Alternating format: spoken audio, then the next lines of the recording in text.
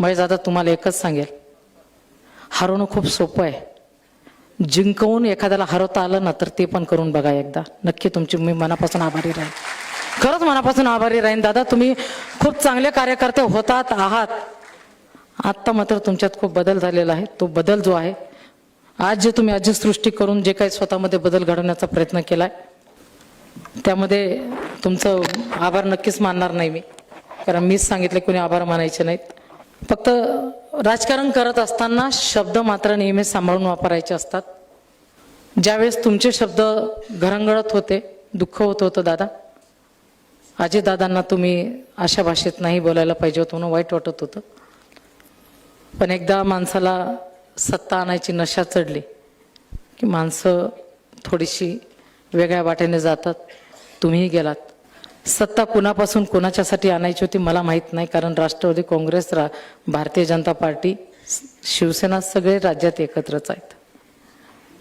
त्यामुळे एकत्रित असताना सुद्धा अशा प्रकारचं एखाद्याला आपल्या घरात येण्यापासून रोखण्याची जी काही भाषा होती ती थोडीशी मला रुचलेली नाही. आणि मला माहिती आहे की तुम्हाला ते माझं बोलणं रुचणारही नाही. मला खंत नाही दादाची, मला खंत नाही. फक्त एकच सांगेल, पराभव झाला म्हणून कुठलेही दुःख नाही आहे. लढले, खूप ताकदीने लढले, अजितदादाच्या ताकदीने लढले. त्यांनी सांगितलं वाघीण मागं राहिली, बरोबरीत नेणार. माझा भाऊ गेलाय, माझा बाप गेलाय, हिम्मत देऊन गेलाय. हिम्मत माझी कोणी चोरू शकत नाही. हिमतीने लढणार आहे. इथून पुढे एक ताकदवर विरोधी पक्ष कसा असतो ते मी तुम्हाला दाखवून देणार आहे. या शहराला मला दाखवायचं आहे. दबणार नाही मी कुठल्याही दबावाने. आणि अजितदादा तुम्ही जे बोलला होतात, तुम्ही जे सांगितलं होतं की मला पिंपरी चिंचवडला परत यायचंय, मला माझ्या घरात परत यायचंय, मला माझ्या शहरात परत यायचंय, या शहराला मी घडवलेलं आहे, इथून येण्यापासून हे रोखणारे कोण होत आहेत? अजितदादा तुमच्यासाठी तुमची बहीण, तुमची पोरगी इथं छाती टोकपणे मी लढणार आहे.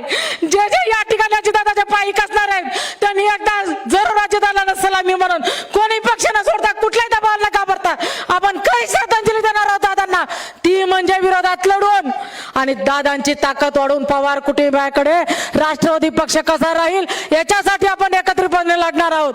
ज्यावेळेस शिवसेनेचे 3 नगरसेवक निवडून येत होते त्यावेळेस लढण्याची हिंमत ठेवणारी मी आहे. ज्यावेळेस 7 निवडून येते त्यावेळेस पण लढण्याची हिंमत ठेवणारी मी आहे. आज राष्ट्रवादीत आहे. इथून पुढचा कार्यकाळ माझ्याकडे पण जास्त नाही आहे. वयाची 55 मी पण गाठलेली आहे.